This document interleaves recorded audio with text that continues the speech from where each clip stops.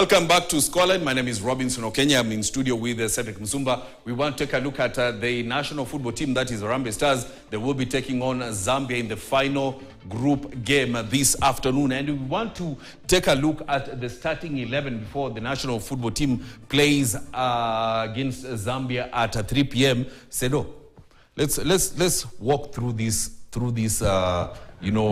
first 11 for Benny McCarthy. Farouk, the first game for him.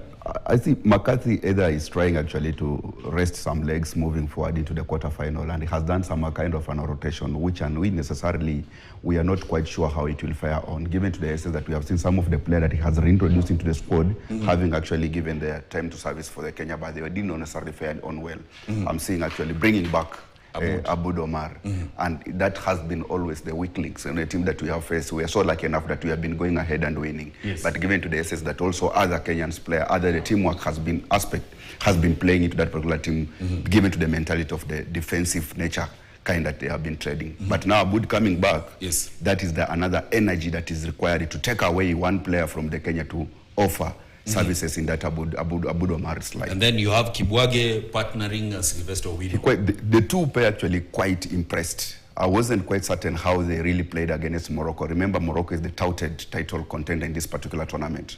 But when they were introduced, and remember it was their first time to actually gracing the tournament, but they really settled that particular defense. Their coordination and communication was quite okay. Even to the mere fact of Kibwage being with such kind of an experience, they offer the communication that is required to their goalkeeper. By that time was Brian Omondi, and there was something kind of settled and relaxation in that particular defense. So as the pair, when they still really necessarily bring back to play, they are really necessarily quite good enough to go on. Lewis Bandi still in the team, of quite course, impressing after making his move to Gor Mahia, which has really impressed Gor Mahia, and his services necessarily. I remember on this particular show, not necessarily this show, but other subsequent show, I was actually in the far front, yearning for him actually being reintroduced, and he did not disappoint. When given a chance, whatever he did to me, I'm really quite happy for him. Now moving ahead, I think he will actually be bringing that charisma and the nature of whatever he did the previous match into this particular game. Midfield trio of Marvin Abuire, of course, Onyango and Ben Stanley.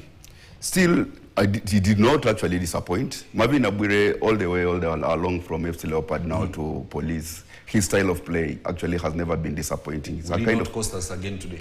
No, that was a tactical, and even if I were him, I would have done that for the team, and he did it for the team. If not actually taking that kind of an action, we would have conceded. And remember, the team we were playing against, it was a team that if you go ahead and gives you 2 goals, that you can really necessarily recover easily. So as to say, that day he was tactically positioned, and he did it well for the team, and he picked one for the team. They played very well. Ben Stanley and of course Alpha Onyango. Ben Stanley Omondi, the only issue, and I think he's still in the learning process, and hopefully he will correct in this particular match. He's holding on ball, and his last passing ability was not quite actually impressing. We have seen him actually trying to move ball ahead, but now if it comes to distributing that particular ball to the colleague is where he has been missing. Even the goal that Ryan Ogam actually capitalized on it, it was as an essence of him giving away a pass that will have really resulted to a goal. Briefly in attack, Austin back to the squad, Ogam and Sakwa.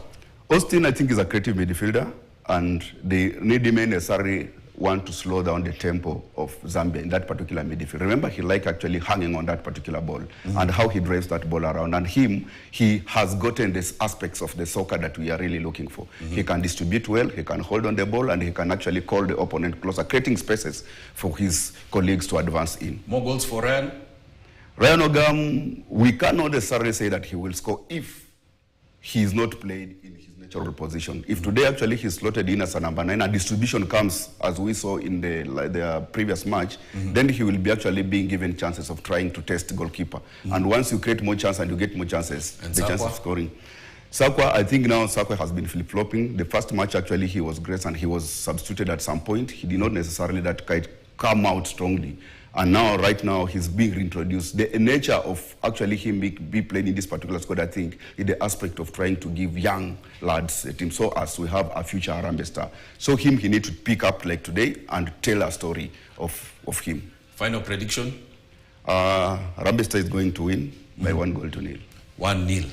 Thank you very much, of course, Cedric Musumba, for coming in and telling us what to expect in that tie that kicks off in the next few minutes, 30 minutes to be precise, and we'll be waiting to see the final outcome. And that is where we wrap up Scoreline this afternoon. My name is Robinson Okenya. Enjoy the rest of your viewing.